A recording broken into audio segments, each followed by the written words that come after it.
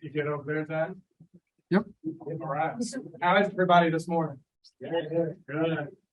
So, A, give yourself a round of applause for being here. Seriously. So, point is, you're the CEO of your own business. Some of y'all have heard me talk about this. With that comes putting yourself in a position to learn, educate yourself, put yourself in a position to be able to grow your business.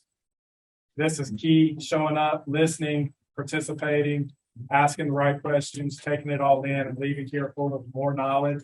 It's a huge win for you and your business. So from the lending standpoint, and probably these two guys' standpoint, when a home under appraises, nobody's happy. They're not happy. I'm not happy. You're not happy. It's about getting the deal done.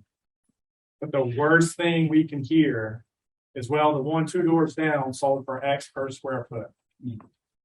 That screams we need more appraisal knowledge. Hence today. All right. So we got Mr. Brian. He owns Eclipse Appraisal Management Company.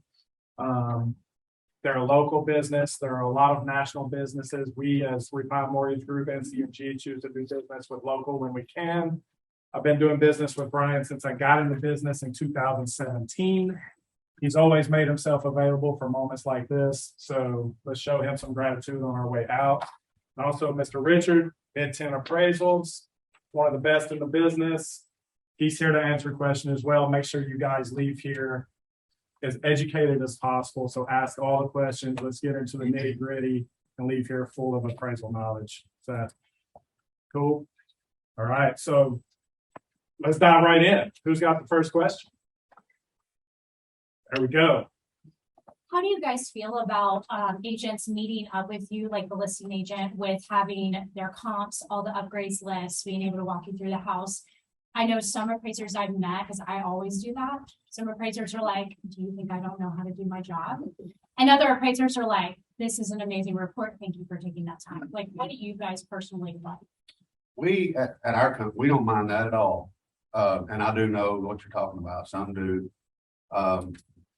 We never, you guys have looked at it from the beginning. We will look at those. Many times our practice is we'll search for our comps, find what we find, and then we'll pull yours out and look. And many times you'll see several do overlap. That's how I teach our folks to do it. We don't want to look at yours going in and then, because we have to be careful. We're balancing. We can't have any kind of bias. And so, but we don't mind at all. Sometimes you can have, me personally, I don't want to be sold too much on a property when I'm there, because it makes me feel like that that it's overpriced. Does that make sense? Absolutely. If you're like just getting after it on every little tiny, detail, it's like, and then I start thinking, okay, well, she's worried, she's worried about it too. And so but I always love, I don't mind at all meeting you guys. Again, what I want to talk to you guys about today is how we do business in our office. And so I don't want to speak for, I know people, especially some of the older guys that are just like, they'll actually say when they make the appointment, they don't want the homeowner there. A lot of times on a refi, they'll say, I want it vacant. I don't want anybody there. And I mean, that's fine, but we don't mind that at all. So you're not offending us in the least. Yeah, I would just follow up with that. There are some folks that want to gather their information themselves. What I would recommend always is you put your material on the countertop when they get there, that they can readily access it and see it. They'll use it if they want to use it. And sometimes you can give information to the mortgage company, and they can provide it to us, and we can provide that to the appraiser. But it's like what he said, you got to play that disconnect. Here's the information, and then just let it be. Just let them take it for what it is. You don't have to try to sell them on it. So anyway. Does Starbucks or anything like that help? Sometimes. Anyway, it's a good question, though. Really good question. I guess, sorry, to clarify, like, I mean, over $1 million homes that have secret rooms and stuff like that. That absolutely. Like, have to I want to know those things. Absolutely. Okay. I like knowing where, because frankly, sometimes you'll see a price and it's like, well, how did they get here? Or like, how did this happen? And so I like to see what you thought, how, because a lot of, if one's $200,000 short, many times we'll call a listing agent and say, look, there's something we're missing here. And I like to know, but again, we have to be careful because we're not an advocate for anybody and other than the property. So you're technically officially not supposed to even talk to a listing agent. I can talk to my borrowers or buyer's agent, but I'm not supposed to talk about value anyway. We can talk about a room we missed. I want you to always call, and I'll give you guys my phone number when we leave, before we leave. I always want you to call me on those kinds of questions. And if you're a buyer's agent, if you're working for the buyers, you can call me about, hey, I don't know how to list this thing. I need to know better how. I got 12 acres in Woodbury. I got no clue. You can, and now I may not have any better clue than you do when you call, but we can get, I mean, I don't mind at all. No, I doubt that. But I welcome you guys calling. I mean, we go into these deals and like, yes, we want these things to work. We go into them want them to work, but we have a million guidelines. We're having a big deal right now with lenders buying back loans because of all, and that's when we're getting just raked over the coals. We're getting raked over the coals because everybody's push. And then when it gets to a lender and when it gets to an underwriter, they're like, man, how in the world do you appraise it that high? You know, so that's the part that maybe you guys are naive about is all the different balances and checks and guidelines that we're mandated to go by. So is that Yeah, I think there's a lot of stuff that y'all don't see that's on the mortgage side and the appraisal side from underwriting. Fannie and Freddie. Oh Yeah. my gosh. Yeah. Yes. There's, I mean, Fannie right now they don't even want loans. Yeah. They don't even, they're Yeah. well, I talked to Land Home Financial last week. That guy, he's like, they're looking at 55 to 65% loan to value for borrowers. They're wanting them to bring 35% to the table. They don't even want mortgages. Yeah. But now that's going to change. We've been through that. Don't let me freak y'all out or anything because we're just in a tough time. So the main thing to know, kind of referencing what he's talking about, when an appraisal comes in, just because it appraises doesn't mean it's a good appraisal. It still has to go to Fannie, Freddie, or whoever's backing that appraisal for its ultimate approval. So like my team, when we get one that comes in, we email listing, buying agent, and buyer saying, hey, home appraised as is, or whatever that might look like. It's not done there. It's still got to go to underwriting. Underwriting still has to send it to Fannie, Freddie, whoever's backing it for the ultimate approval. So it could come back like, hey, we need verification of how they got X, Y, and Z. yeah, that just leads into the question, who comes up with the valuation? Who makes the value for a property? Is it the buyer and the seller that agree on a contract? So that's what the value is, because you got a buyer and a seller say that that's what they want to buy it for. No, that's not true. Really, the only people that control the value is people that have cash in their pocket that can walk up and go, I'll pay cash for this right now for this price. Because if you go through the mortgage process, it's not me, it's not him, it's the underwriters that decide. Even if the value comes in on his contract, he can get the value that you guys want, and it goes through underwriting and they go, no bueno. So you can go through that whole process and get to something at the very end, and it won't work out that way. And to elaborate on what he said a little further, it's about informed buyers and sellers, or where the problem, like with us recently, when we have somebody that sold their house in California for $1.5 million, and then they come here and want a 1,400 square foot house for $400,000. They think that to them that's a deal, but they're not informed, and so that's where we've kind of gotten. We can get in the weeds because when you have so many of those, it does set a market. It sets a market from buyers that are not informed and frankly don't care, need shelter. Yeah. They need a roof over their head at that point because they've already sold their house. And so that's where Middle Tennessee has in the past year and a half. I mean, I've appraised houses in the past year and a half that I know that are not worth it. And let me rephrase that. I've got 10 houses on the same street that show me that it is worth it. But a year and a half ago, that $350,000 house was $150,000. And I'm going, but I'm also not the value police either. If I've got 10 houses saying what he just said, they brought cash, they kind of have said, yeah, it is worth it. Mm-hmm. That's where you see all these $20,000 over list price. You get these contracts that they want the house, plus they'll add money on top of it to get the house. Yeah. Well, what they're doing is they're inflating the value of that neighborhood. But over time, if you get enough of those, it totally increases. It is the market. It becomes the market eventually. And we might be talking elementary stuff. Some of you guys are probably experienced, some of you may not be as experienced, so we may be saying things y'all already know, but, Okay, quick question. You mentioned buyback in mortgages. I don't want to get into mortgages, but I hadn't heard familiar with that term. Did you? when you said we, that's a lot, this is yours, this is more his, but I know enough to be dangerous about it. So on a buyback, it just means, so the beauty of working with an established mortgage company like CMG is if a loan gets bought back, in other words, we have to float it. It doesn't, Fannie doesn't back it, Freddie doesn't back it, we as CMG have to back it. because They don't like it for whatever, it could be whatever It reason. becomes an in-house loan. Correct. because the appraisal process perhaps didn't suit them, or they didn't like the. Could be a borrower. Appraisal. Yeah, It could be the it's borrower. prime example, it could be. We had an example just 2 months ago where I had a borrower, Fannie and Freddie, FHA, all of them do QM, right? Just like everybody else. So 1 out of every 2,000 loans might get selected. Mhm. So they go through that file with a fine tooth comb, looking for anything and everything that could have been missed. And if they find something that gets missed, it comes back. We need X, Y, and Z. So example for my borrower from May, and this was, we were in Texas, so maybe 4 weeks ago. They needed some deposits sourced. They needed verification of employment, updated to verify he didn't own the business. Like it was 7 or 8 different things.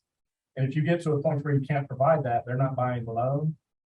It gets kicked back, and then we have to carry the risk on our own.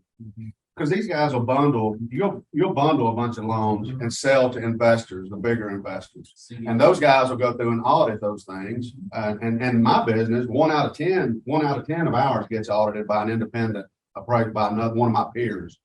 But so, and then when those guys buy those bundles, they go through them, and if they see something they don't like or whatever, we just got one last week that we had done, Savannah did it. It was December of 21. Well, I'm looking on him because she's a girl in our office.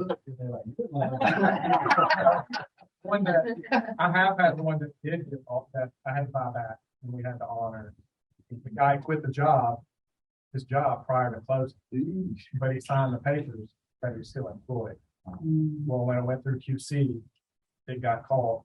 We had to buy it back. So it does happen. Mhm. Just know if you're dealing with I'm not knocking a one-man shop. I've contemplated being a one-man shop just as recent as a year and a half ago. There's liability that comes with that. And if your borrower is stuck in that and it just so happens that it gets drawn out, if they can't self-honor it, then that loan is going to be called due. Mhm. And if that borrower don't qualify, guess what? And that's where we as appraisers, if I have, and we don't do it, we're just not going to appraise them. If we can't defend it, we're not going to appraise them.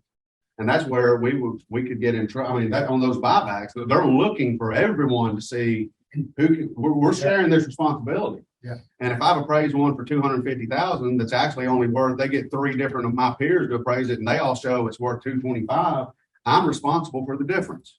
I get to pay that $25,000 because I appraised it too high. And so that's why I'm just say all that to know that it ain't that we don't want things to work we just have to be able to defend it. We have to be able to show why it's worth it. And so anyway, we've probably been, I didn't mean to steal your thunder about Savannah. It was 10 months ago, right? yes, it was an appraisal we did 10 months ago that it was just like it was from Fannie. Fannie had 10, it's just happened 3 or 4 days ago. They had like 10 things they wanted us to address on this. And because we got 6 of us in our office, I tell them 100% of the time, we have to abide by our principles because we don't know if we're responsible for every appraisal we do up to 5 years. And it can be up to, there's instances where it can be 7 years. So when we have to, we just have to do all our cross all our T's and dot our I's because I don't want to be paying out because we've appraised one too high. So let me jump in because I think this is probably one of the most important factors because when you get down to it, it's about value when it comes to an appraisal. how do we derive, what's the proper way to derive true value? Is it price per square foot? No, price per square foot can be, it can be good on, it can be a rule of thumb on, I'll use like attached houses, those townhome type things. I mean, when they're identical, you can kind of get with price per square foot. But you guys mostly Murfreesboro folks. So like Charleston South or Innsbrook over in Barfield, if you go price per square foot there, and then you go down to where I live in Dixieland Annex, they're the same size houses, but every house in Dixieland Annex is on two acres. Every house in Charleston South or Innsbrook's on a quarter acre. So the same exact house, you can't go to price per square foot there. Yeah, easiest way I equate it to is, do you buy your cars by the pound? Or by the miles per gallon? Well, some people do. Some people want the highest miles per gallon. I can have a Yugo or I can have a Cadillac. They're both cars. They both drive down the road. They're both vehicles of transportation, but are they the same thing, the Cadillac versus the Yugo? No, they're not. There's differences between them. It's the same thing with houses, where you have when folks that are in the market are kind of they've been taught to think of housing price per square foot. That's where a lot of these big companies, that I won't name names to, will say, this is the value of your house, price per square foot. You can look it up on the internet and all these different websites will pop up, price per square foot, price per square foot. That's retail valuation. What he and I do is mortgage valuation. Two totally different things. You have a top line, which is retail, and then you have the bottom line on your reports that is the mortgage valuation. And that's what he and I work with, is mortgage valuations. So if you look on any report, there's what we call a grids page, and you'll have the subject comp on one side. Y'all all seen the sales. And then you have 1, 2, 3 different comps. And then you have all these different numbers on these little lines in between that takes you from the sales price at the top and then adds or subtracts everything to the bottom line. And what they're doing is making each comp equal to the subject property that you're appraising. So if it's bigger and the house is smaller, they're going to take away from this house to give to this, to get to the square footage of this house. And every appraiser's numbers are different. It's their opinion on what those little numbers are. A better way, I shouldn't say a better way, a different way to say it is that we segment gross living area, price per square foot. Yeah. Whereas you're at $250 a square foot, you're including sidewalks, you're including sewer, you're including electric. Well, I mean, all that's included in there. Whereas in appraising, we have to segment it out. Like for instance, in theory, if you could have exactly the same house, I mean, in theory, exactly the same lot, same everything. But one of them has a 10 by 10 walk-in closet on the back of it that the other one doesn't have. A market participant, a buyer is not going to pay $25,000 for that walk-in closet. Does that make sense? So that's where when we adjust on our sales grid he's talking about, we can adjust at $200 a square foot because a market participant is not going to, they're not going to pay 20 grand for a 10. We're just talking about just the area on the floor. That's that adjustment. When you see that adjustment and it's $60, you lose your mind because it's like, this thing's $200. There's no way. I get that. I have this conversation at least once a week and I understand it. I totally understand it because that's just the difference in our industry, so to speak. And so but that's why it is what it is. It's again, and maybe that's somebody told me this analogy and it just always stuck in my mind. So I'm hoping maybe that it'll maybe help you guys I just call it the walk-in closet analogy. It's easy to get that in. And right now in Murfreesboro, we're adjusting for 300 and 400 square foot houses. We're adjusting for that walk-in closet I just described, probably $70, $75 a square foot is what in general. I mean, from market to market can be a little different from time to time. So square footage. Do you guys measure y'all's houses when you go for a listing? Why don't you do that? So some of you do, some of you don't. The ones that don't, why wouldn't you? I don't like the liability of it. I'd rather pay That's somebody. a great answer. Right. Do you guys know Well, if you had a basement home, how do you guys calculate the square footage in the basement? Isn't it supposed to be 50% of the, I'm not sure. How do It you can be guys, a lot. how do you guys do it? I get a. I was I gonna was say, gonna say, what else to do with. If you're going to a listing, meeting with somebody that wants to sell their property and they say, I've got a 4,000 square foot house. Got 2,000 square foot on the first level. I've got 2,000 square feet in my basement. So I've got a 4,000 square foot house. When you get to the appraisal side of things, if it's below grade, we don't count that as GLA. That is below grade square footage, and it's not calculated the same. Even though here in Middle Tennessee, we have walkout daylight basements everywhere, and the downstairs is just as nice as the upstairs. They've got granite countertops in their bathrooms, they've got upgraded flooring and trim, and they've got 9-foot ceilings in the basement. And it's expensive to build those types of basements. But I'll let him kind of explain a little bit more about that. But there's a big disconnect between the selling public and the buying public versus square footage below grade versus square footage above grade. And the valuation on the appraisal side of things when it comes to those basements, because we got a ton of them here. I probably talk to 5 to 10 people a week about this very topic, because appraisals will come back and they'll go, they're crazy. I have a 4,000 square foot house and they said it was 2,000 square feet. Y'all are crazy. So how would you calculate the, I guess, the lack of value? How would you compare that? Would it be like 50% decrease as far as livable space? Like if you're comparing a 4,000 square foot home. It's hard above ground to a It's 4,000. hard to put an exact, we had a house yesterday, we did in the Grove that had a 3,000 square foot basement that had all the crown mold and it looked exact. We adjusted it the same as the upper level. That's a $5.5 million home, but then when you go in one and it's got nice upstairs, it's got drop ceilings and it's got nice, but it's concrete floor. It's done nicely, it's polished up or whatever, but it's still concrete. When you can tell a difference, that's where you just have, as appraisers, we try to do a study and try to find another home and try to extrapolate out where that, it's hard to put just to set, but I'm appreciative that you guys are doing it differently from lower to upper.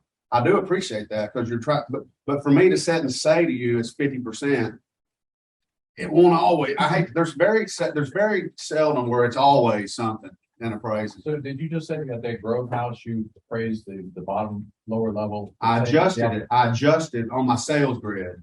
When I found other houses with basements, and when I'm on that house, $5.5 million, we adjusted, I think 200 or 200. Well, I told you earlier that walk-in closet $70. On this house, we adjusted it at $200 square foot because a market participant probably would pay 20 grand on a $5 million house for that walk-in On closet. the base of what you would count as the lower level, you adjusted upward 200 because of the. When I found other houses with a basement, but ours was 3,000 square feet. This one, I'll just say was 1,000. Then I'm going to adjust up to make it, to get it to my, at two. I adjusted the same for the basement as the 200 a foot as I did for the upper floor in that instance, because it was just, heck, it was immaculate. It had chandelier and it had all the cool, not chandelier, that's the wrong word, but had the, those cool lights with all the little running LED.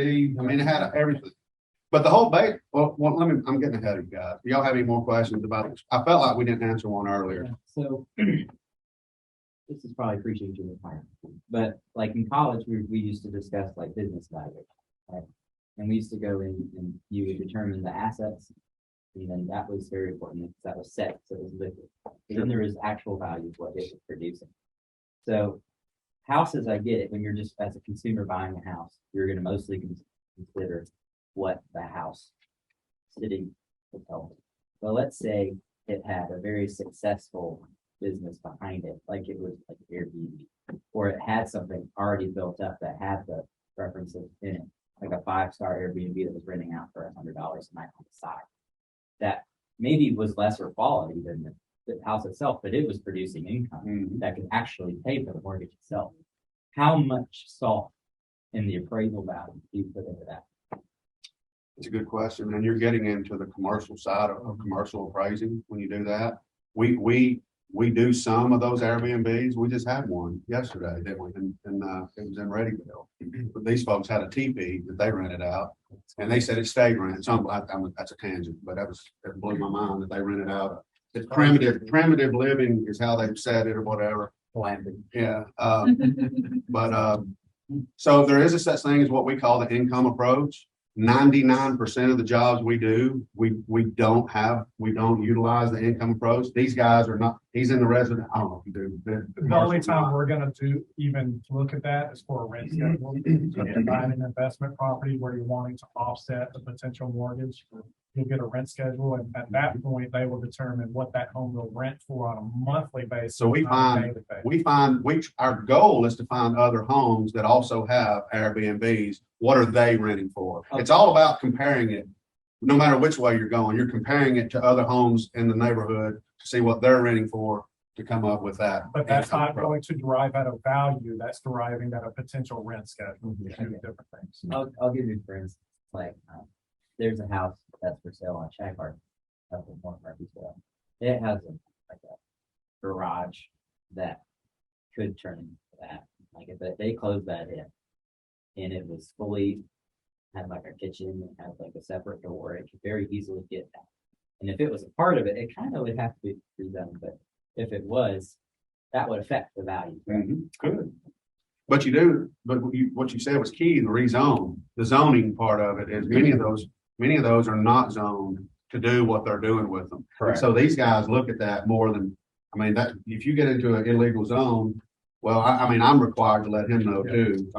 It's a yes or no I'm question. dealing with two of those right now. Downtown Nashville, they took a single family home, divided up, put a wall in it, put a separate meter on it, but didn't go through zoning.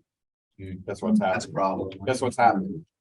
They're having to go back in, they're having to rip the wall out, they're having to rip the electric meter off the wall, they're having to convert it back because they got caught. Don't do that unless don't do that. Yeah, there's a lot of communities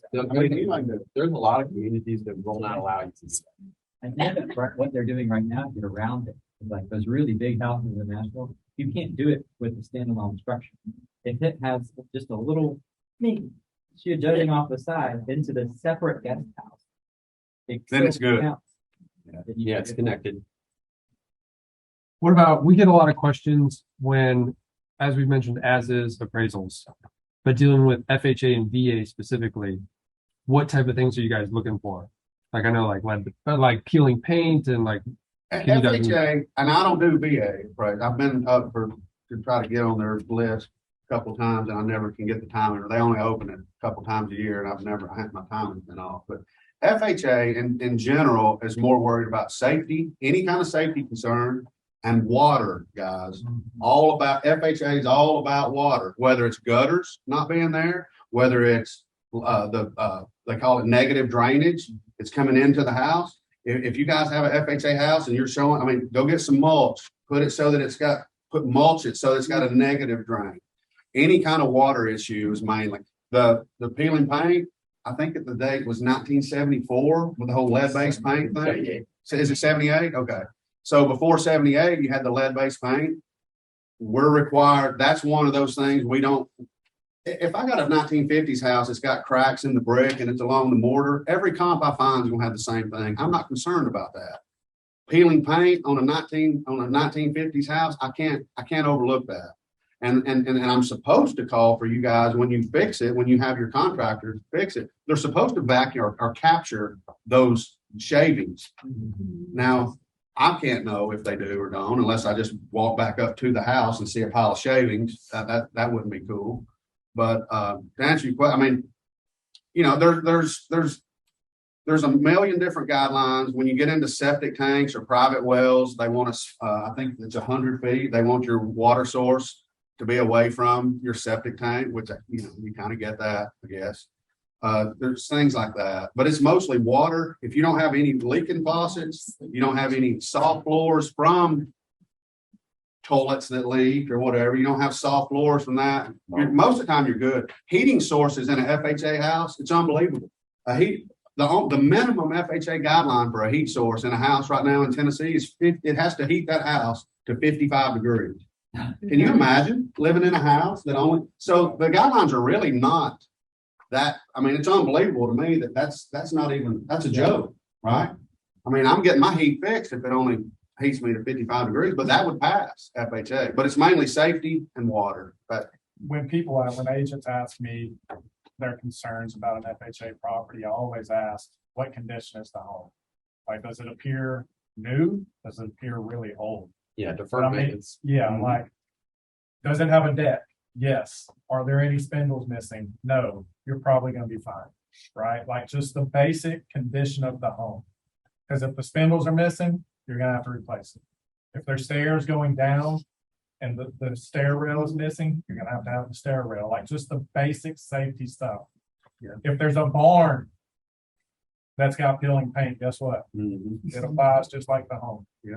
So peeling paint, missing spindles are where I always start. peeling paint's not a huge issue unless the house is old. Yeah. If it's after, y'all say 78, I can't. It's somewhere. I don't write as many, I got 6 appraisers now, so I review more than I write, so I'm. Well, and you gotta think shortly after that, they went to metal soffit. Right. Or metal So you don't- fascia. That's right. So it gets to a point where the paint becomes irrelevant because the homes are newer and built differently. So that's why the year is kind of a sticky point. But also they changed a few years ago, and I know you guys know this, when you have a porch that doesn't have a rail on it, or you don't have a handrail, it used to be that it was 30, if it's over 36 inches, it's an issue. It's gotta have a rail. Well, now they've changed it to where, and I'm crazy about this, actually, they've left it up to the appraiser to determine the question is it safe? Is it safe? And so we are kind of relaxed in our office I'm not worried about porch that's this tall. I mean, yeah, it hurt if you fell off, but it's probably not going to, you're probably not going to have to go to the hospital though, I guess, unless you hit your head on a rock. But so we don't get into, we stay away from, we try to, when we can, if it's dangerous, it's dangerous. And if it's so, but again, that's pretty, what's the word, subjective of whether it's dangerous or not. So you go off of like a standard sober adult, what would be safe, correct? We don't factor in alcohol or drugs. That's right. Good point. Great question. Yeah. Great question. I want to tell you guys 1 second. I wrote down so I wouldn't forget about back to basements. And it was somewhere in the 70s. Somebody in, I think it was Michigan, died from radon gas.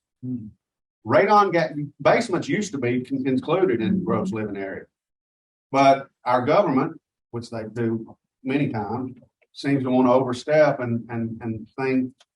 When somebody died, they said this can no longer be gross living area, and so now that what he described as a 2,000 square foot house with a 2,000 square foot basement in those days was a 4,000 square foot house. Now it's a 2,000 square foot house with a finished basement. So I just want to tell you why it is what it is. It's not that, and when we're tasked with, if it's 6 inches below grade, we're supposed to call that a basement. Now in our office, we're common sense. We don't measure. I mean, if it's either a basement or it's not. Some of those split 4-year houses y'all seen, I've seen them where the whole thing is above grade and we'll call it a 4,000 square foot house. But if it's, if the windows are kind of down close to the ground, then we have to say that it's 2,000 square feet with a 2,000 square foot basement. Now in those houses, again, we'll adjust the same. The adjustment will be the same, and many times you can't find a bunch of split 4-year houses, and you'll actually compare them to a 2-story home. And so you're not losing value. It's just that your people freak out because they see, well, my house is 4,000. Well, it's 2,000. Usually, what we do in our office is below. On the bottom of the sales grid, there's what we call extras lines, and we'll put 2,000 square foot basement, and then you'll see that adjustment made to get it. We're capturing it. We just can't call it a 4,000 square foot house. Does that make sense? So anyway, On the basement thing, we'll go back to like a basic basement of a house, no lockout, anything for a house, maybe a stairway. What is your starting point? Is it 50% of above grade? Where do you start? Because we'd like to know. Pigeonhole, yeah. Like, it's just concrete and pipes, 1365 house, and Well, if it's concrete, 30 to 50. yeah. If it's it's just an unfinished basement, what we adjust in our office is the same as a garage, which in our office right now is like $45 a foot. is what, $30. Well, see, when he's saying $35 a square foot, it's blowing right over your all's heads. I think the way he's describing it is, because that's an awfully low number. Well, he's saying unfinished basement though. Okay, okay. Not finished. Well, the top floor is worth 200 square foot. If What it's is built an the same, unfinished if you're basement? upstairs, it's the same as the downstairs. He's asking, what do you generally You use? can give me a plus or minus, I don't care, I just kind of want my own If kind the, of figure, if it's an unfinished basement or a finished basement, unfinished, just concrete blocks, and you can see the pipes, you can see, you in our office, we'll Consider adjust it, block. we would adjust that we probably $25 foot. Something like that. That's all you're gonna get. It's Now, like, he's one entity. Yeah, that's right. Absolutely. I work with hundreds of appraisers. And the average seems to be $30 to $50 a square foot in Middle Tennessee. I mean, if you want to range. Yeah, well, it starts, that's For unfinished. unfinished, Yeah. just the basic, Yeah. go down and do that. And I think what in our office right now, we've done studies on when they're finished, but maybe not, they're finished, they're heated and cooled, they're nice, but you can tell a difference. You can tell a difference in the bottom. And in our office, we're giving those like 65 to 75% of the whatever. If we're adjusting $100 a foot, we're going to adjust that finished basement at $75 a foot. That's what we do. And it's funny in Tennessee, the data is so it's inconsistent that you can, and I talk to these guys every day about, we just have to be able to support what we do. Well, you give me 2 hours in the MLS, I can support just about whatever we do. Because I can find you houses that don't have a basement that's sold at the same price of one that did. So that's telling me there's no adjustment, right? But I don't believe that. I mean, that's where we come into common sense. We do a common sense approach on. And when I tell our people all the time, when you walk up on a house, you're pretending that you have a realtor driving you around and you're the buyer. What would you give for a 3-car garage versus a 2-car garage? What's that worth to you? Does that make sense? We want to look at them. We want to look at them, the houses, like we are the buyers. That's what we're not inspectors. We're not home inspectors. We're looking at them from a value standpoint. Okay, going back to that. Let's say it's a split level, which is kind of an antiquated thing, Mhm. but it's not a basement, but it kind of is a basement. Right. So would that count? Like, that's completely different. We would probably adjust those, and we see them all the time, those tri-level houses. Generally, they are the same as, and in our reports, we write it we use the words from a utility standpoint. This is a 3,000 or 4, I'll use the 2,000 and 2,000. From a utility standpoint, it's a 4,000 square foot house. The buyers, the participants are using it. They got 4 kids, they're using that bottom. It's from a utility standpoint. And that house you're describing, it would be, if we would adjust it the same as the upper floor. Now, some won't. That's right. Some appraisers will not do that. Yeah. They will Before you count go it, into they will that, count the after- below grade as At below grade. and it'll turn a, But you got a sliding rear door, you got a sliding glass door, and you got windows on the side and a fireplace and carpet or tile or whatever it is. It's just, that's just how we view it as. Now, we can't put it up on that. We still can't put it on that line of GLA. right. It still has to be described down below as that basement Does it have to have a walkout? to do what you're talking about. It does. You got to be able to get out of it. For example, I lived in a house in Michigan that had one of those big huge basements, but the house itself was 3,500 square feet. The big that was 2,500 square feet. So, but it was built out like except for the storage area, it was built out to the level that the upstairs house was. Yeah, that would probably be, those are You didn't walk have a up. walkout. Those are walk up basements, what we call walk up basement, which would be a discounted. It would most likely be a discount. You'd be surprised though. Oh, I know. Now, Especially my wife's from Michigan. She's always on me about basement houses. Because every house in Michigan has a basement. Yeah, Because the heat there is easier. yeah, exactly. So kind of on the same lines as like improvements that there's probably not cookie cutter comparables in the same neighborhood. What about pools and shops? Would the shops be kind of considered just a garage? If it has like an actual shelf, if it's next to it? Yeah, again, with the garages, it's about utility. Like, do you have to stack cars in it, or is it actually with us? We usually would count those as like a detached garage, but it's going to be what your market what the area Okay. supports. If you got a 1,200 square foot house and every house in there, like Waldron Farm down Christiana, that's every house in there is 1,300 square feet with a two car garage, and you got one house that's got this big monster shop.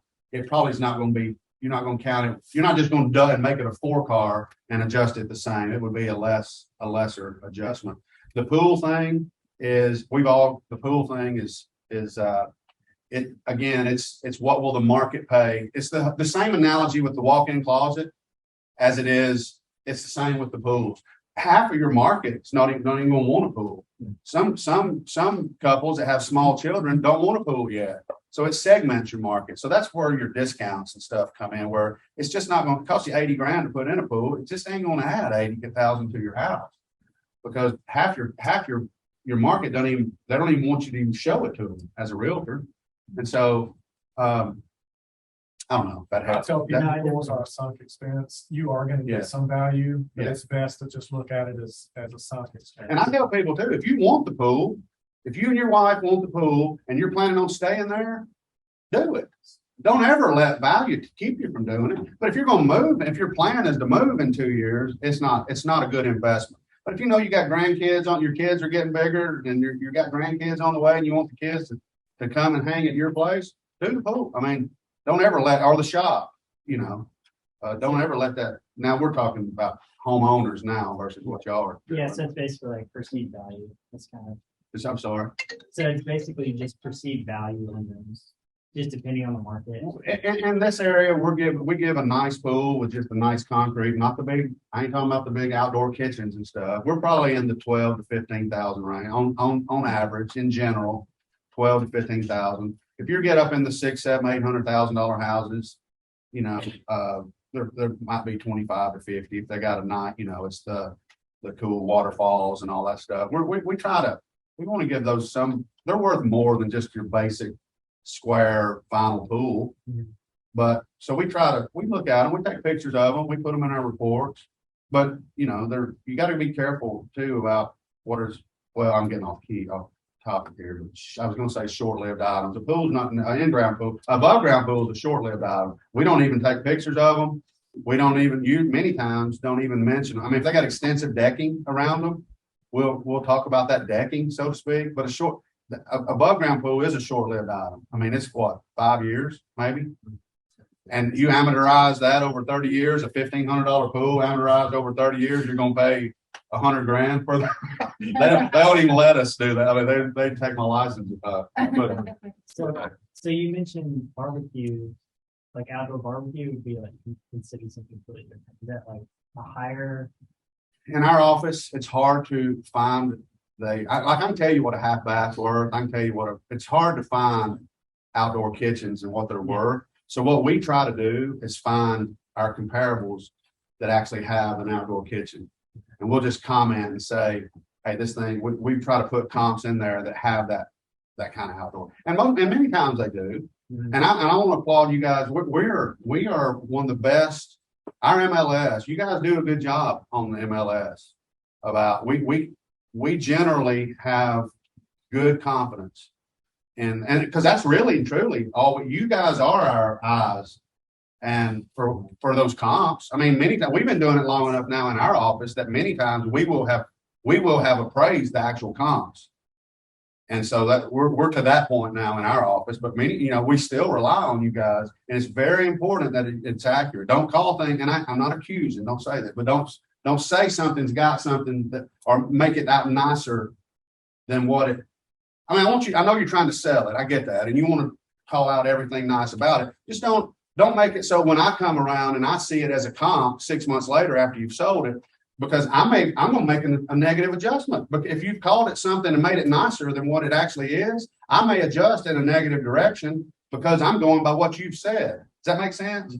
Like somebody saying a 4-car garage, but really you got to stack 2 cars. I mean, I guess you could call it a 4-car garage, but it's kind of not though. You know what? That makes sense. 2-car garage on an optional. Yeah, with a shop on the front. Yeah, with a workshop on the front. What about just an overview? It can even be a ballpark of the most common adjustments? Like you were saying, half bath, a bedroom difference, 2 versus 3 car garage. Could you kind of run down? GLA is probably the biggest, that's the most important thing, probably attribute wise. We always adjust for bathroom differences. Many times it's hard to see between a 2-bedroom and a 3-bedroom. Sometimes that's hard. A 3-bedroom versus 4 and 5 bedrooms. At that point, there's no adjustment for a bedroom. At that point, it's just square footage. But once you get down into the 2-bedroom, and then we had one the other day, it was a 1-bedroom, Marissa did. And that's like, it's 800 square feet, 1 bedroom. I mean, we couldn't even find. So that's in our world, that's called functional obsolescence. Your market's going to be really segmented. There's going to be just a few people that's interested in a 1-bedroom, 800 square foot house. So, GLA is probably number one. Bathrooms, garage count is big for us. Getting into upgraded kitchens versus not is very difficult. It's like what we were talking about, the outdoor kitchens. It's the same. When we get into a 1970s house over off of Haynes Drive, we just try to find and it's funny, you can see the difference in the houses that have been renovated. We can see it as appraisers, just what y'all got them listed for. You can see that it's the same exact house, but it's $75,000 less. This one is. We know it hasn't been renovated. And so it's just hard to get into there's an infinite amount of levels of quality differences. Did I say that right? The quality differences are just so it's hard to get into how renovated is it. So we just try to find other homes that have been renovated, or conversely, homes that maybe have not been. If ours is one that hasn't been renovated, we'll look for the ones, and that's where you can't sell it. You can't sell it at a renovated price if it hadn't been renovated. You know what I mean? So anyway, I'm bad about. I'll ramble on, you guys. Well, square footage. One recent change too on square footage is the ANSI standard of measurement. Have you guys heard anything about that? It's ANSI is a big deal. I don't know the acronym. I should, but it's they've come up with a standard for appraisers to measure homes, and we had to all take a class on. And in our office, we were already doing. My background is in AutoCAD and industrial engineering, so I've always been. My dad was a builder, so I've always been pretty good at the whole measuring thing. But so we were already doing it. But what it amounts to, one of the main differences, and is in the upstairs on the houses, the Cape Cods, where you got the slope. Mm-hmm. The ANSI standard says, and just pure coincidence with me, my shoulder is 5 feet. That's my shoulder because I'm 5'11", and so what I'm supposed to do is take my laser and measure. Now, no matter if that thing keeps going, and you got a bedside table with a lamp on it, or toy boxes. Even though you're using it, I'm not supposed to count that as living as square footage. Right. Did you I'm understand what supposed I'm to saying? hit The ceiling slope's coming down inside the house, and anything that's below 7 foot height and flat ceiling height, 5 feet. and then 5 foot on the sidewalls, Yeah. it's got to be 5 foot to be able to count the square footage. Now, I just had a manufactured home last week. The whole house was below 7 foot. It was 6 foot 11 3/4. In our office, that would have been 7. Well, guess what? The appraiser that caught it just took the class, and he failed. It had 0 GLA. From an official I think lending standpoint, and that's happened where you have 0 officially. Doesn't mean utility wise. Right. There's a house sitting there that somebody can live in. And we're living there. They were living in the home. This is a refi. That's brutal. I'm glad that wasn't out. Yeah. But in our office, if it's 6 feet 11 inches, it's 7 feet. We're not. But so you get square footage challenges when you go to list this house, and it's the new ANSI standard, and then the appraisal gets done, and then all of a sudden they're 400 square foot short of what they said that it was. And they've measured it. It was measured professionally 12 years ago. Before the standard took place, and now we're measuring them, and they're, well, why is our house 200 feet smaller? Well, it's because of what I just largely. It's like he said, it doesn't mean utility changed. You're still using the space as part of your And the house. reason they did it was because appraisers, they're trying to standardize so that everybody's operating in the same manner.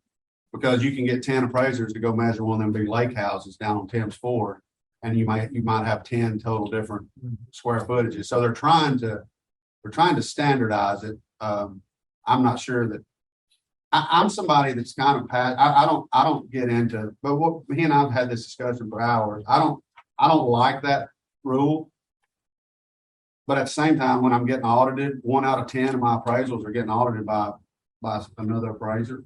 If he's going by it and I'm not, then again, because that rule is and 9 times out of 10 is making the home from a GLA standpoint smaller. Right. So if I'm 400 square feet big, y'all know what that is. That's me appraising one and finding comps that are all 400 square. I mean, I can be that now. I'm on the hook for if they get 3 of my peers to go and appraise that thing, and they all go by ANSI and I don't.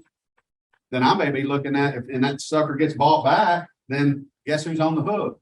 So even though I don't like it, I think it's ridiculous actually, because I think that many folks that have kids upstairs that have their lamps, they have their bean bags, they're playing their games or whatever, they're utilizing that space. So it's ridiculous. And it's heated and cooled. It's got air and heat. Well, that's ridiculous. It's not gonna be a big difference in. But it can be. It can be like that one I was telling you about, or my next door neighbor's house. I'd say 70% of his upstairs is no longer GLA. That's brutal.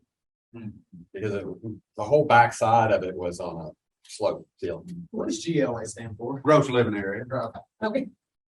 Yeah. I'm sorry. No, that's a good question. I'll get into. My language, I'm bad. Oh, I'm sorry. Well, when you get into gross, though, here's a little nugget for you guys. When you get into gross living area, you're measuring the outermost corners of the home. On a ranch style home, you're hitting the outermost edge of the brick. Builders, when we go and measure a house, our measurements typically are a little larger than a builder because blueprints measure from the middle of the stud, and we're measuring on the outside, so we're typically a little bigger than. Something that you said a few minutes ago is that if you bring 10 different appraisers out, you might get 10 different measurements. How much of a discrepancy should? Acceptable is 3% on either side. That's acceptable. They won't. We can. If it's 3% on either, so it's a 6% range really, and that's the same thing for value. If he has, so because he's tasked many times with hiring out an appraiser to do one that I've done, and if we're within 3% on either side, then it's acceptable and nobody says anything. Good question. Sir.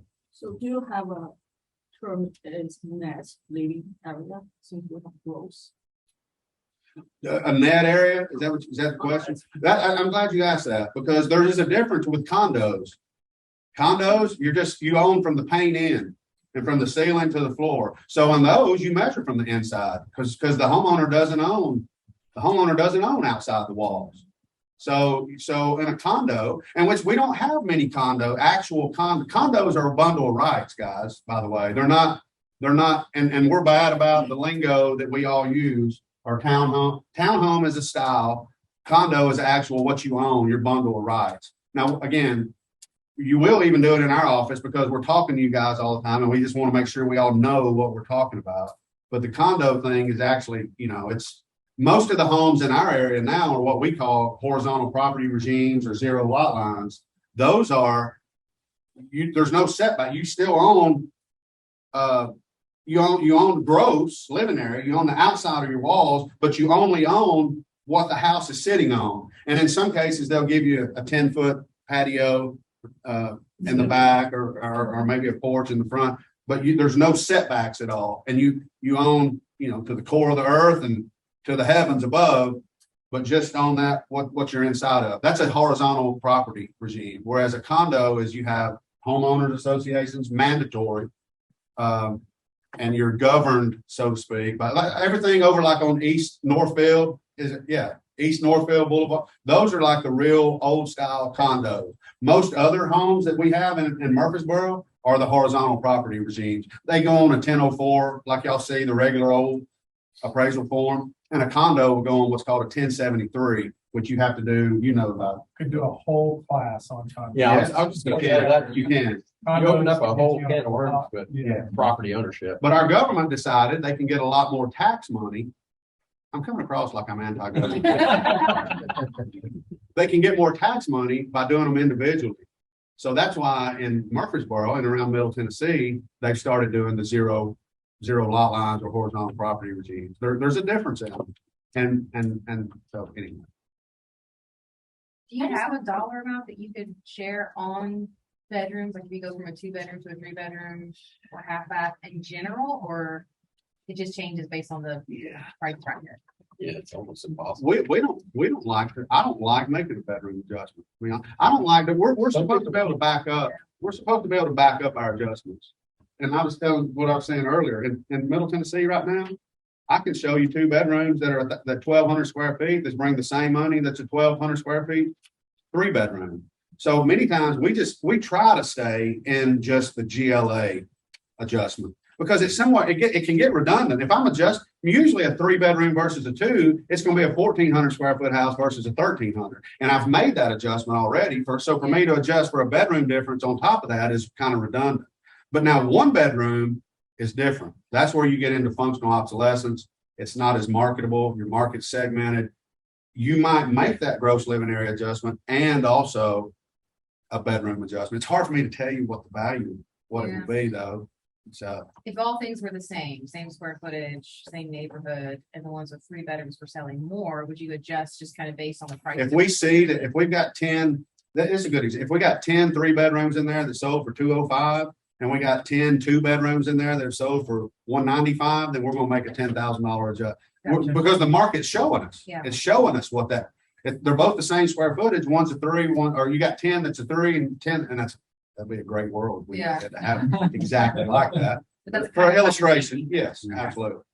We try to extract adjustments from the market is our goal. And we'll use Berkshire, we'll use Savannah Ridge, we'll use the big neighborhoods. That's where you can go and find, they call them paired sales where you can actually see a same year built house, a same square footage house, same level of quality, but one's got a 3-car garage and one's got a 2. That's when you've segmented only that garage difference.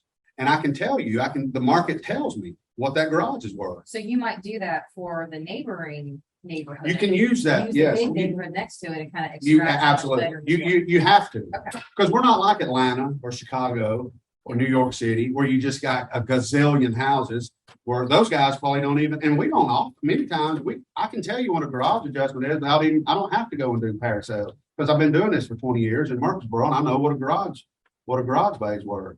And it's worth, just so you, because I know that's the next question, is probably for a 400 square foot house, a 3-car versus a 2, it's probably $8,000 to $10,000. Probably what that, in general, I can, that's just a rule of thumb. Now, if you went to new home construction neighborhood and say, Mr. Builder, what would it cost me to get an extra bay garage? And he's going to say 35,000. Yeah, that's right. That's right. He's going to give it 6 to 8,000. Yeah, that's the difference between retail and mortgage A big thing on valuation. Haynes Oh, go ahead. a big thing on Haynes right now is they're deleting their garage. And they're adding square footage. They're now, is that? Tennessee's not a place that is just, if you're in Anchorage, Alaska, a garage is worth a lot more money than it is in Middle Tennessee. So they're determining what their costs are and what they can get for them. It ain't the end of the world. Not that, my garage right now, I have room for my wife's car, but we got 2 boys that's got all their crap. I can't. So it's really, I can't get my truck in the garage. But so I don't know that there was a question there, but it ain't crazy big deal not to have a garage in Middle Tennessee.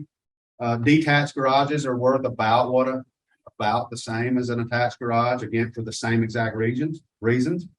A detached in Alaska, when it's several months of the year, it's super cold and you got to bring groceries in and you got to go out in the elements to get in your home with your groceries, is worth more than it would be here in Middle Tennessee. Or in Arizona, it'd probably be worth nothing, right? That's the logic. So finishing that basement and turning it into a bonus room or a 4th bedroom, you would consider that adding more GLA and increasing the Well, value possibly? but it's basement living area. Even if it's above ground? Well, yeah. And so if you took that garage, yeah, it'd be you gain ground by converting a garage into gross living area. You gain ground by that. Okay. I'm sorry. Would you Yes. think that would Most people do it out of a necessity because they got an extra child on the way or something. They need more. So the amount of money you're losing for a garage bay is $5,000, you know, $5 to $8,000, whatever.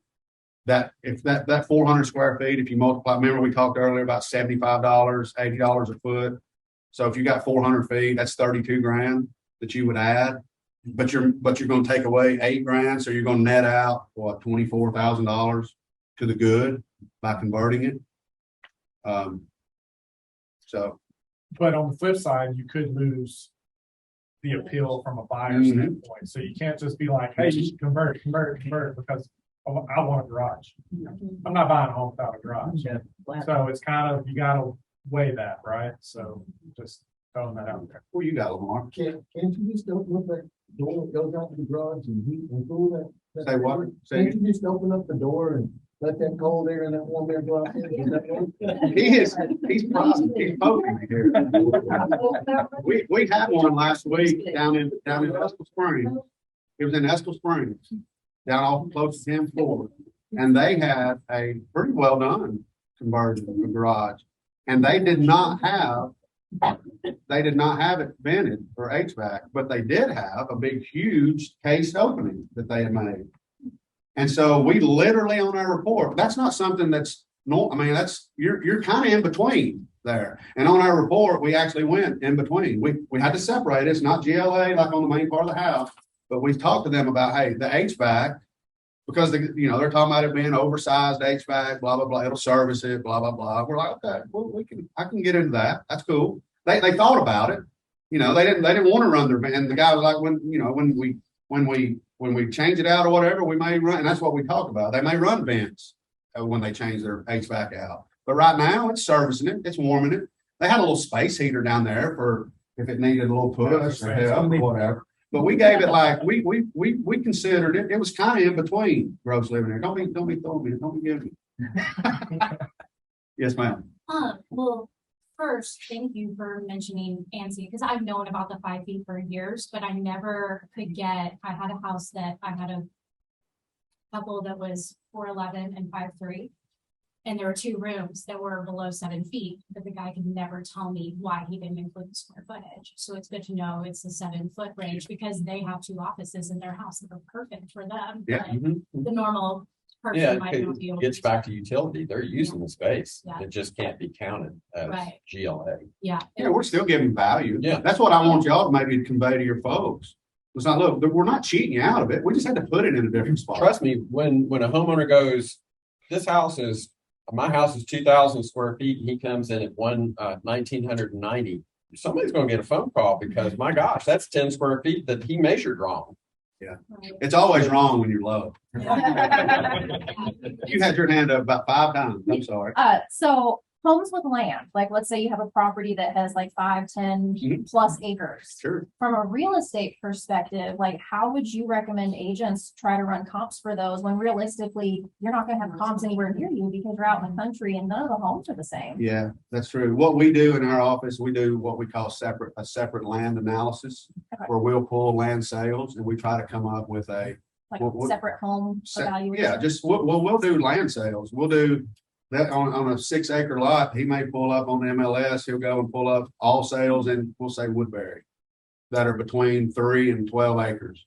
And then we'll try to find similar size to and try to get a group of data to extrapolate, to come up with that price per acre.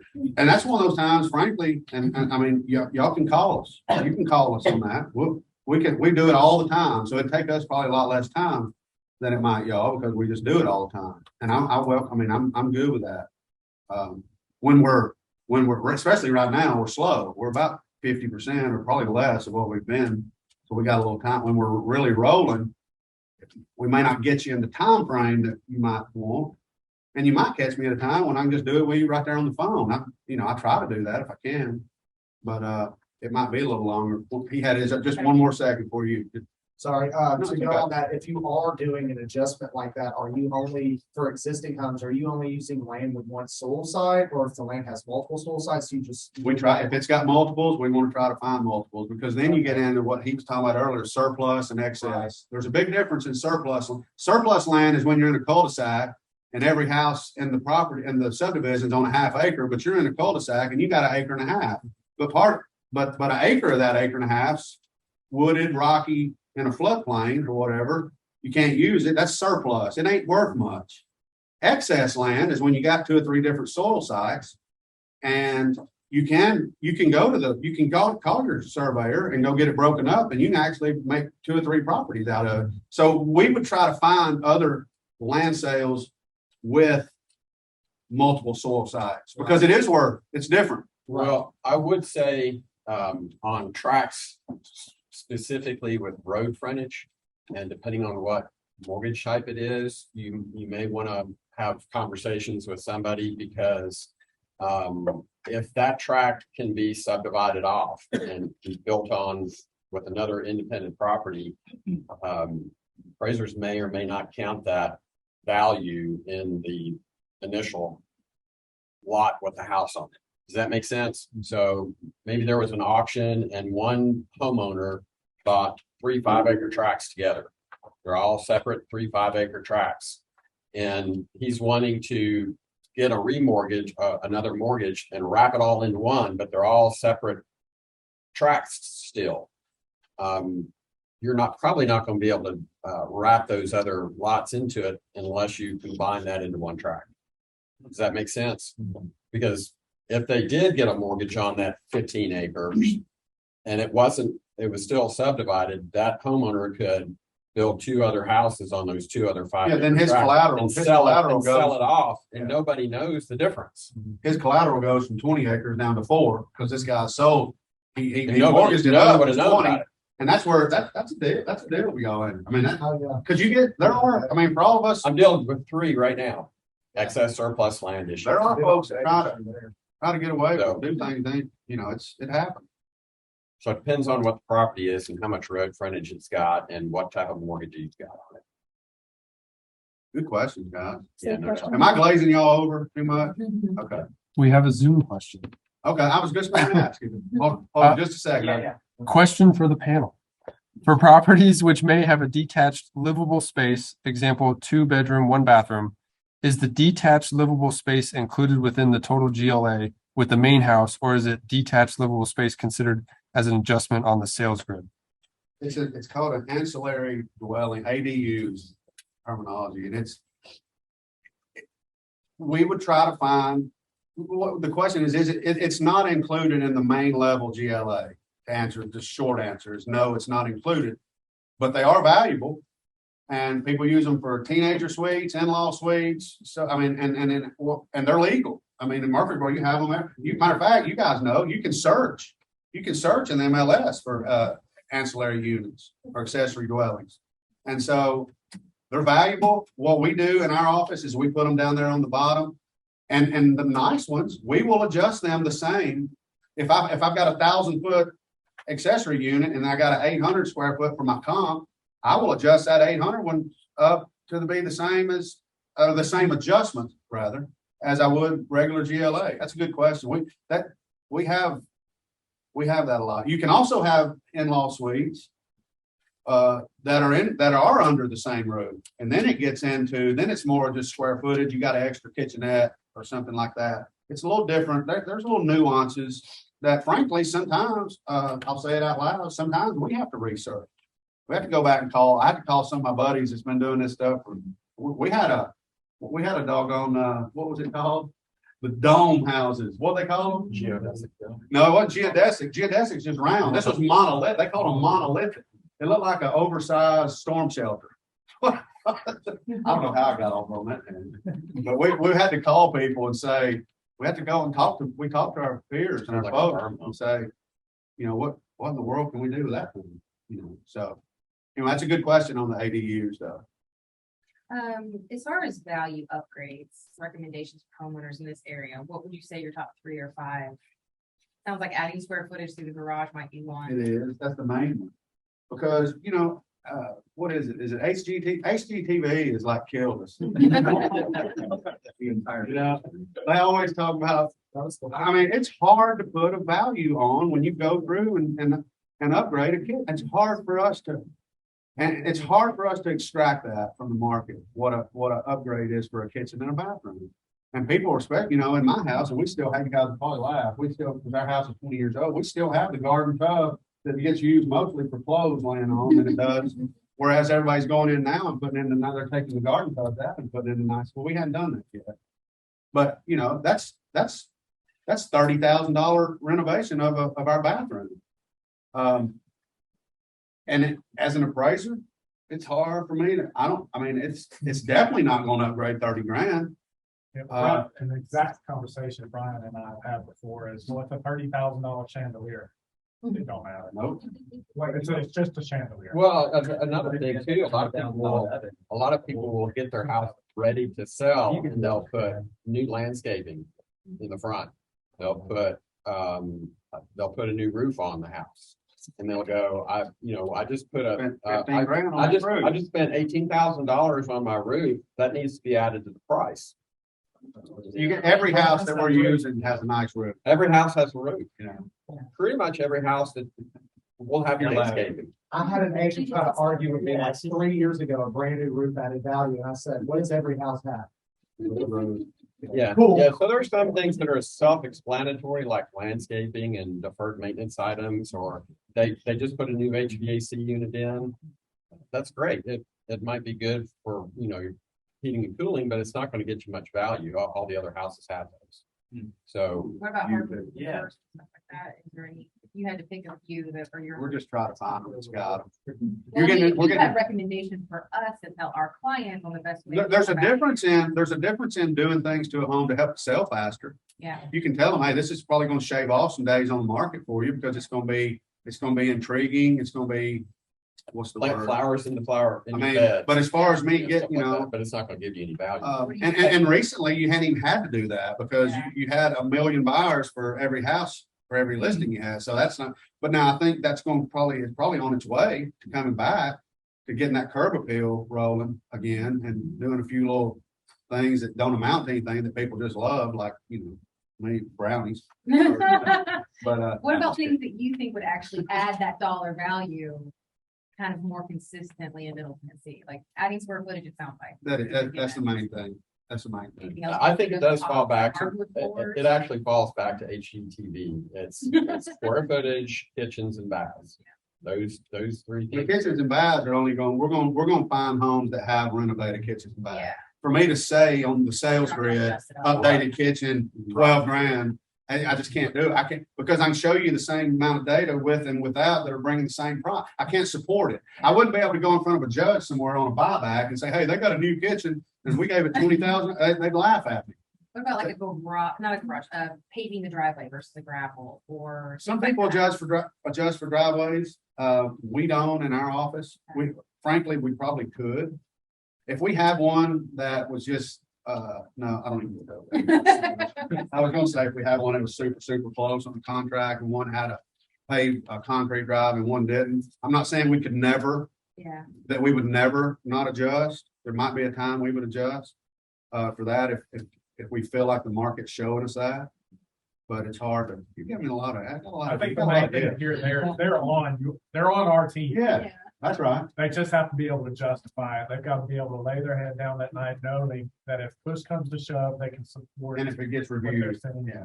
I'm sorry, man. Yeah, no problem. Is the FEMA flood plan at all a consideration for you? Yeah. It is. Well, more for him than it is me. I just have my software does it for me.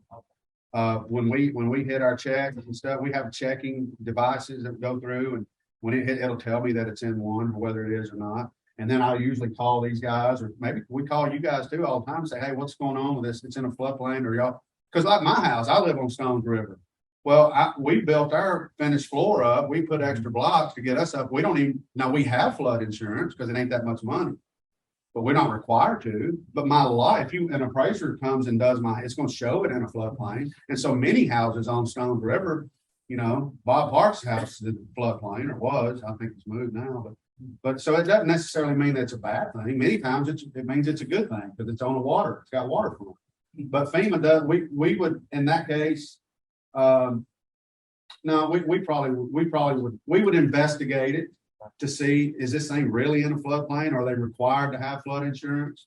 And Flood- You don't maps adjust now. down for that. Flood- That's what you're saying. flood Well, not typically, not, it would be, not normal for us to make adjustments for a flood. Gotcha. I kind of want to go back to the kitchen. Here we go. So you can renovate a kitchen. You put for my time in it. You put the cheapest fridge in there. You can find. You can put plastic, just junk cabinets up in there. And it was renovated. Got laminate flooring in there. So you're making my point. So, but then there you have a house like I went and saw in Franklin that had literally a $300,000 kitchen that they just did. And how much of a discrepancy is it? Like, for example, my grandparents' house, it has Formica countertops. It has, but it's wood, but it could be brought up. Like, just granite, just the value difference in people's minds, just that much different over like Formica. You know, people, if you see Formica, it's just like, Yeah. Well, again, and that goes into it's gonna sell easier. But you know, is it McKay's Mill? Is that where it's McKay's like over in Franklin? They're not gonna have, they just don't have Formica. We're gonna try to find houses that have the same, that's our goal. Whether it's high quality or low quality. We're gonna, if it's low quality, I'm gonna try to find houses that are builder grade quality level. And compare. So I'll use the word baked, it's baked in would be, we try to find comps to make that so it's baked in to. There, on the grids page, where you have the subject and the 3 comps that are listed right there. On one of those line items, there's a quality line.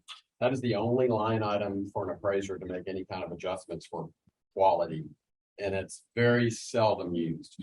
Most appraisers won't break it out that far. In other words, if they put a $30,000 kitchen where all the other kitchens weren't renovated like that, they probably overdone it for they're at the top of that market in kitchens for that neighborhood. so if you're like an investor, you're going to put profit in a lower. I wouldn't tell them to throw $30,000 into a kitchen. I'm thinking investor. He's looking for function. Yeah. What's the distance y'all have for like, I mean, we talked about land, but just heavily populated areas like Puckett Station? Like half a mile? Great question. There is no exact answer to that. We, in our office, we go with our search radiuses. We like to analyze 25 to 30 pieces of data that are what we would consider comparable sales. So for me to just tell you it's 2 miles, it wouldn't be, you know, we're in Readyville yesterday on a brand new house on 9 acres. Well, we're probably gonna have to go, matter of fact, you're doing that. Are you using all of Cannon County? Yesterday I went 9 miles and then I didn't like it. And so this morning, got there early and working hard before everybody else got He there. does more before 9 o'clock and most people do all that. And I went out 3 miles and I found, and we just moved it over just a little bit different, 3 miles. And I found some. So when he says he didn't like it, he just meant he didn't find any sales that were representative of what we had. Now, He's not gonna look at 20-year-old houses when we got a new construction on 9 acres. on the flip side, you go back to Puckett Station, they can't go, correct me if I'm wrong. If there's sales within a mile and your comp is 2.5 miles, that's a no-go. We can't skip over comps to go and find value. That's fantastic.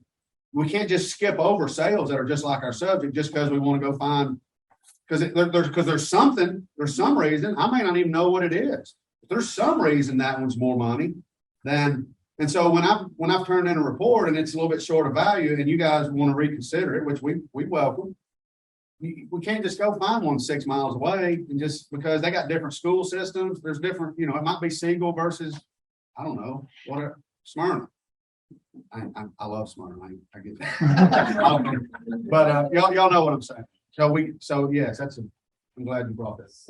So on track with that question. What if there's no comps within a 3 mile radius and you need? Keep going. Okay, so time isn't it?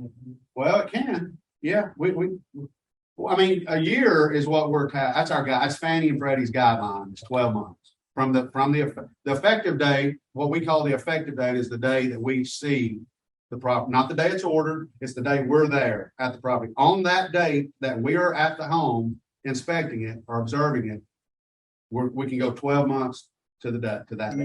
Is there a price adjustment? Like if. like- There have been, until recently, we did time adjustments all the time because it was going so crazy. Yeah, It was crazy. And so absolutely, we were making time. Now that's it's funny, now the higher sales are back further. Because now we're headed down the hill. See, as appraisers, we're looking back in time. You guys are more in the moment and maybe even looking ahead. But our job, and again, it's not perfect. Yeah. There is some flaws to looking back, but it's all we have. And so right now, it's funny, most homes are making contracts, right? We're finding very few that are short, aren't we? Because we're looking back in time, and it's like, and boy, you can see it coming, because we're doing, $350,000 houses, the contract's 310. And it's still appraising for 350.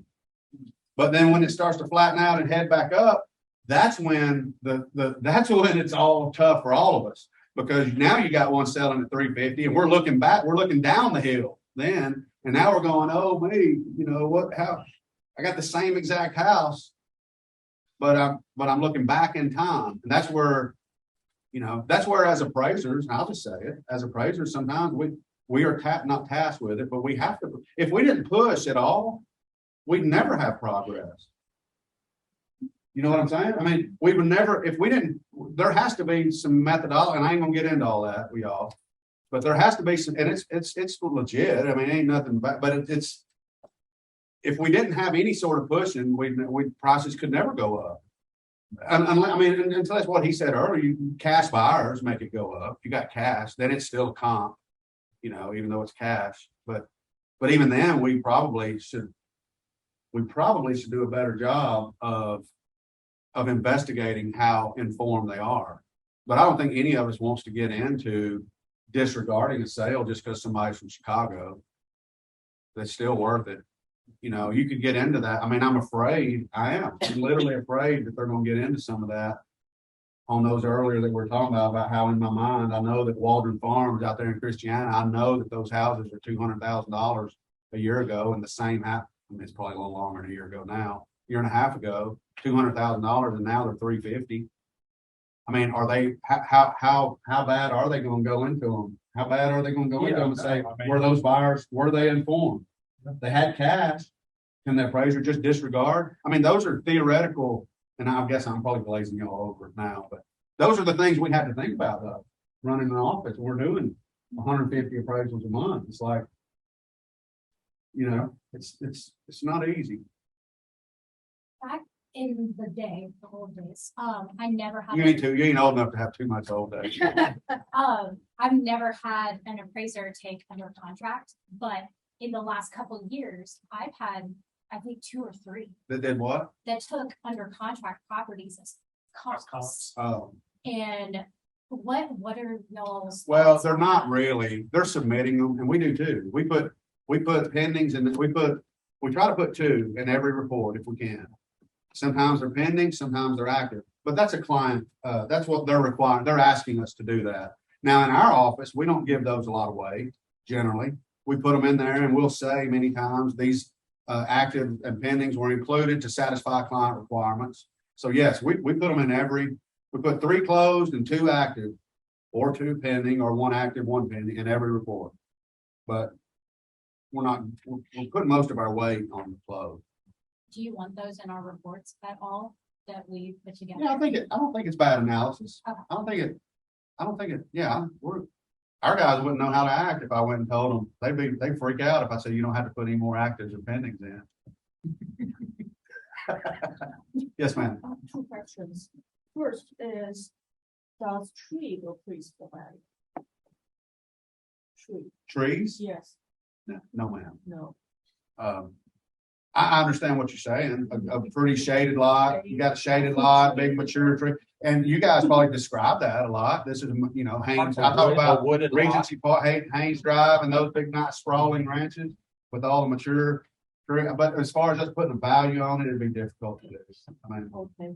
The second one is, I feel like if we do this as a front end, like the listing agent order, and appraisal, it will give confidence to everyone.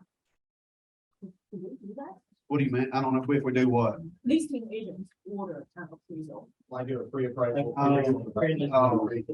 It's really fun. She not stumbled. We used to have what were called lookups. You remember the old? Yeah.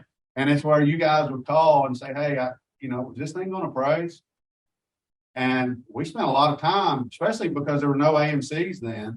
And we liked doing it because it wasn't we didn't want to just take somebody's money as an appraiser. I didn't want to just go get their appraisal fee. And if it weren't, that was in the 07, 06, 07, 08 years. And so, but they don't let us do it. We're not allowed to do those anymore. Now, you can do what's called a general purpose appraisal. Yeah, you can call an order an appraisal It's from it. not, that it cannot be used for mortgage purposes. Right. It's just a specific valuation at a point in time, it's generally used for like, divorce scenario, or there's an estate issue. That's right. Something like that. They use them for that, but that will give you pretty much an exact value of today's current valuation. But you can't take that appraisal and go, I want to, here's my appraisal, use it for this mortgage. Right. So basically, in effect, what you're doing is they're going to be paying for two appraisals, or should I say the person selling the home will have to pay an appraisal for a property to sell it. So in most cases, they don't want to do that. I'd say 95%. It's the same analysis. It's the same analysis. They start around $400 and go up. It just depends on what it is. I mean, I'm doing. It would include a visit. You'd have to go to the house, measure the house. Yeah, I'm doing an estate one right now. It's going to be probably $8 million. So it's a very complex property, but that's generally when people do it. We'll get a general purpose appraisal. It's when there's a complex situation that they need to get a third party person involved that's outside of the entities to get a value. But you can use that if you're just stuck. A complex property, you just have no clue what it's worth. Right. If you're stuck, And it happens. and you can probably get information that you need just by calling somebody. I could see that being very valuable when you have a seller that's emotionally tied to the property, right? Like they raised their kids there, been married 45 years. Let's say one of them has passed away, Or you have a family. that emotional investment. So You've they got two sisters and a value brother it that more can't than it's agree worth. on what to do or what the value of something is. And so you just take a third party entity and take it out of their hands and go, this is a third party independent person telling you, not me, not you guys or your friends. Taking the emotions out of it. Yeah. Yeah, I did want to ask about that, about that, how much it costs. Thank you, guys. And, so given today's market, like doing this right now, right, correct, 50%. And some sellers, like thinking it's, 6 months ago. And if someone would say to the seller, like, what is the problem, $1 million property, and go, hey, maybe we should get a free appraisal on this thing. It's gonna be a general appraisal from you guys. Your look back now on this appraisal on this home to try to reflect the current market values, is not what it was 3 or 4 months ago. Not easy. Right? And it's not going the wrong way. I mean, it's great to get the seller knowledge of what their house is really worth. Because What we try to do. how far back are you going, man? You can't go far, 2 months No. maybe? Well, exactly. You Depends on you the go data. what you have before you have to go. That's the data. Yeah, because you can't really, Right. if you got no. It's on 8 acres. You can't go. Ready to go on. You can't, but you're not gonna have enough to say. Can you get? That's a difficult, excuse me, what we do on personal stuff, on somebody that's gonna list their homes, is we'll provide them the report, and then we'll talk to them on the phone, we'll send them, and we'll give them a consultation in addition to the report, and just, I'll say, look, I put this figure, this is the figure I put on the report. But this is just for you to guide. I mean, it can also be a range. You can get, some people have advocated to even start having ranges for appraisals. I don't know that we may not go there one day. Because that's where you get into if contracts being closed or not. Heck, and I can get on 12 tangents, but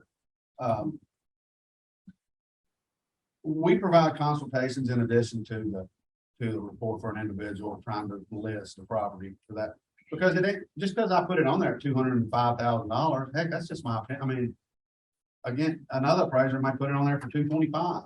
But I'll just consultate them and say, look, this is where I put it. Doesn't matter, if I were you, I'd ask more than that for it. Because here's the thing, y'all know market's a real thing. If you put it on the market and it's overpriced, the phone's not gonna ring. And I tell people all the time, if you're needing to sell something and you got time, if you have time, put it up there. If the phone doesn't ring in a week, drop it a little bit. When it hits that price point, it's gonna start ringing. So I tell people, that's how I advise them because on those properties, especially most of the time when we get calls for individuals, they're not a house in Savannah Ridge or Innsbrook, or they're a property somewhere out in Christiana on 12 acres. It's a complex property. And that's where I tell, it depends on if you don't have time, then you're in a little tougher spot. I mean, nobody wants to give money away, or leave gold in the mine, but anyway, if I help, that help. I have one question. First of all, thank you for the class. I really needed it. Sure. Because I had an appraisal like 2 years ago done. But the house that I did appraisal was like 1.5, 1.6 acres. There was 4 bedrooms, 2.5 bath with a huge bonus area. But the appraisal, the appraiser who went to do this appraisal, he compared with houses on a subdivision. There was 4 bedroom, 2 bath, and 2 of them, and the other one was 4 bedroom, 2.5 bath. So the lot was 0.26 in one of them, and the other one was less than 0.25, the other 2. So I want to know what will be, is that correct? And the price for the one was different.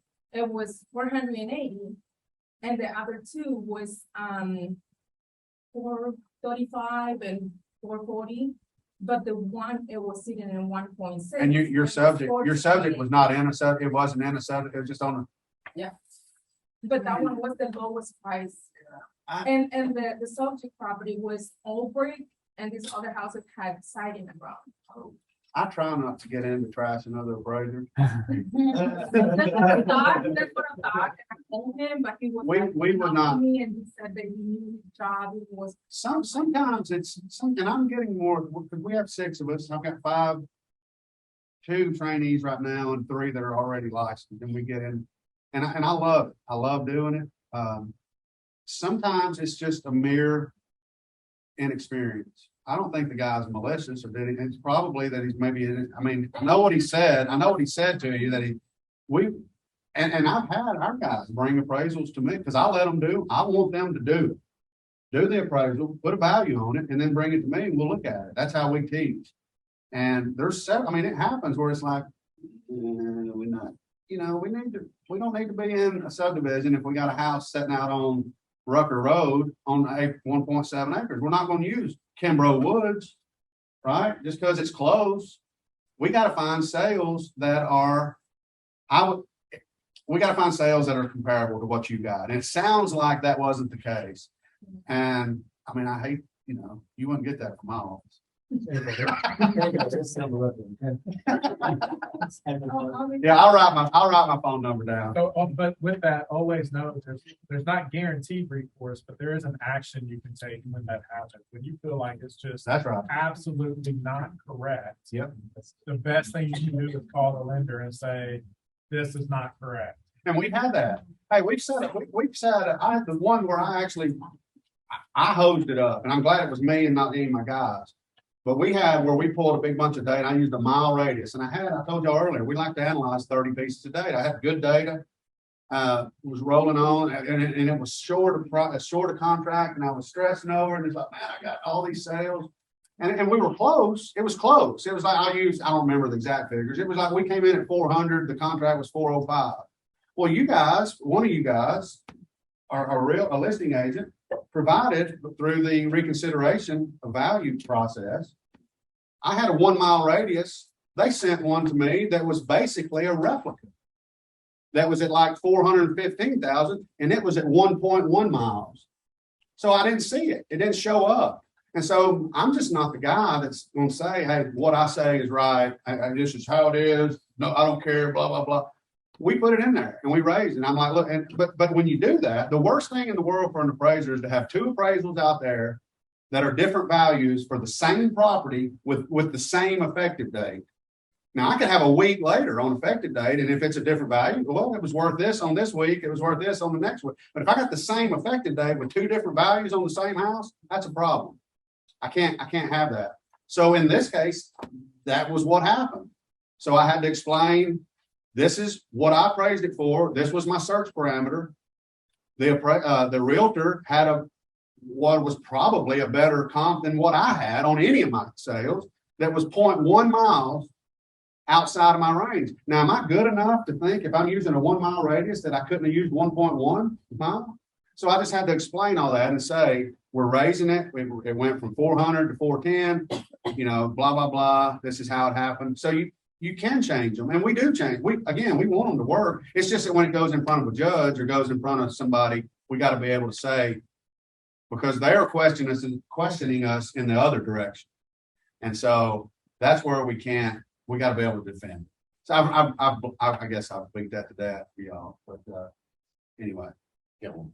On that, oh God, I forgot my question. Don't forget. It was related to that. Dang it. Oh yes, as far as picking the appraiser, like we obviously can't pick the appraiser. Is there any way, like if we've had a bad experience with an appraiser, that we can have them ruled out through the lender?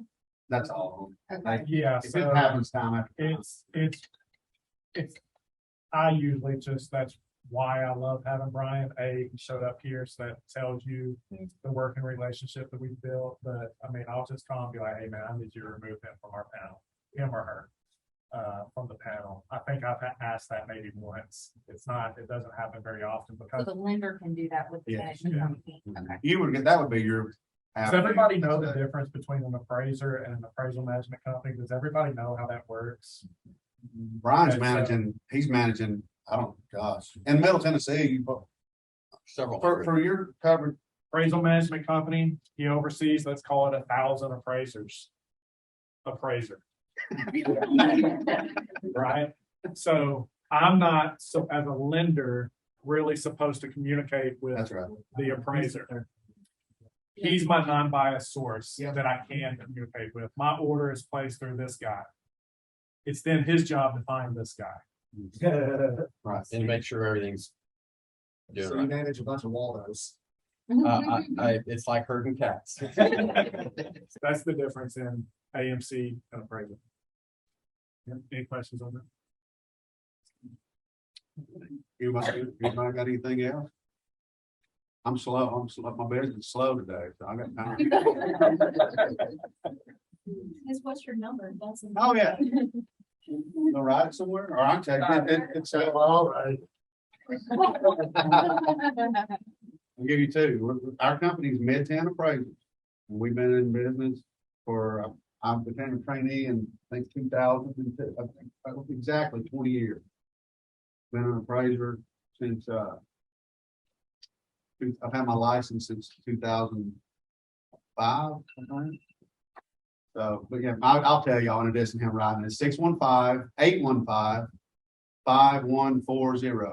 And it's Richard Gibson with a P, Gipson. 100% of y'all were writing B, weren't you? Look, If you call him Gibson, he's taking up. I call him Gibson all the time. So, I'm sorry, go ahead. You guys on social media? Do we? I don't. I have young people in my office that probably. Yeah, we do business platforms, so but we don't have any retail. Okay, no, I was just wondering to like be able to tag you guys and Oh, gotcha, like gotcha. put that out for. I didn't know if Savannah and them guys have heard. I haven't done it in our office, but we got young folks. If I were in his business, I wouldn't, because when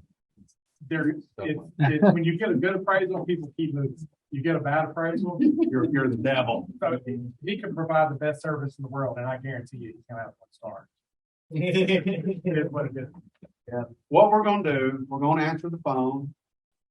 We can't talk, you're a listing agent, I can't talk value with you. I just can't. But if you think I've missed a sale or something, you can go through these guys you know, if we've missed a sale or we want a reconsideration.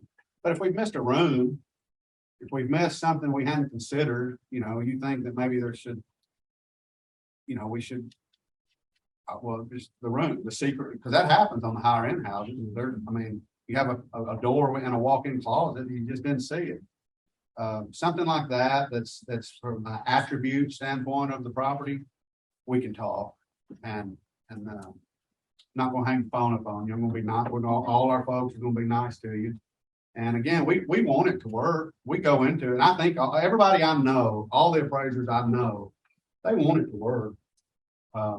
It's just, you know, there's just we got so many guidelines that we could sit here for days and I could bore you all to death. Well, I maybe have already. I hope I haven't. But we're our customer service is, we're not a company that's just going, we haven't seen a contract we couldn't make. I want to say that to you. And they're out there. And these guys don't use them that much either, because it'll end up coming, and am I right? You don't want somebody that's just going, that there's no contract anywhere they've never made, because it's going to end up costing you. And we're not those people. But again, you know, if everybody, and people, this is one more thing I'll say.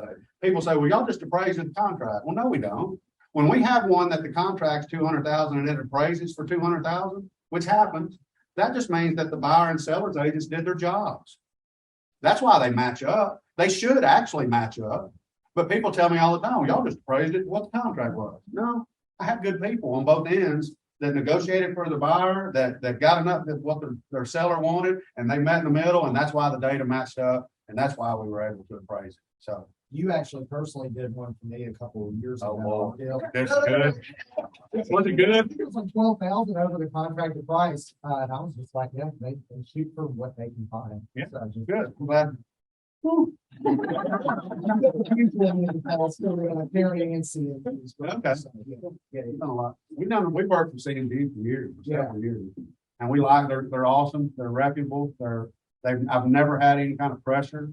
Because the good Lord's blessed me with a business nowadays where it sounds arrogant. I don't mean for it to, but I'm just not going to work for people. I'm not going to work for those folks. They're out there that'll call you up and say, hey, you need to get with the program. And I'm like, I don't want to be part of your program. And I'm just not going to do it. We don't have to do it. We like working with good folks that can, like he said earlier, they can lay their head down at night.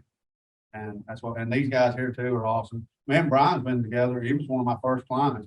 Y'all were MVP at the time, I think, weren't you? Yep, we were. And that We was, started in 2009 with Mid-State Valuation Partners, and then we sold that company in 2012. And then Joe Lancaster, my business partner, opened up Eclipse Appraisal Management, and voila, here we are.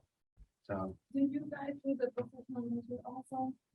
we don't, and it's funny you ask. We might start because we're slow, but we don't usually have time. Right now, we probably have a little time, but you guys don't want to pay us what it's going to cost me to do it. You know, we probably can't go out to the house for less than $150, and y'all don't want to pay it. And You might have to in this market. well, So weird. yeah. So I'm not going to tell you no. Traditionally, I usually say no, but times are a little different right now than they were. I mean, Well, the thing is, sometimes we get clients that they want to know how much the house worth. Yeah. I'm gonna do the listing, so Yeah. might as well, I said, why wouldn't I add like Sure. a couple $100 to do, Yeah. measurement demo? I think we'll probably be open to it. Martin, I mean, where he's at right now with where he's at in his journey, so to speak. He needs to inspect and measure houses. Yeah, because I'm gonna have a, Well, But, sir, it's definitely a journey. That's definitely. probably in a month and a half, I'll have a property that needs to be appraised and, the square footage needs to be, done too, so. One thing I want to say, back to my phone number, I get 1 million calls a day. So the best thing, text me first and say, hey, I'm so-and-so from the class. And I'm a real, because you get so many spam calls and all the, if I don't know your number, and what I'll do when you do call, I'll put you in my phone so that you won't have to always do that. But when you call me the first time, just text me first and just say, hey, we were in the meet and greet, and I'll be glad to try to help y'all any way I can. So, anybody else got anything? Thank you. I think that's it. Hey, you're very welcome. We're very welcome. Thank you.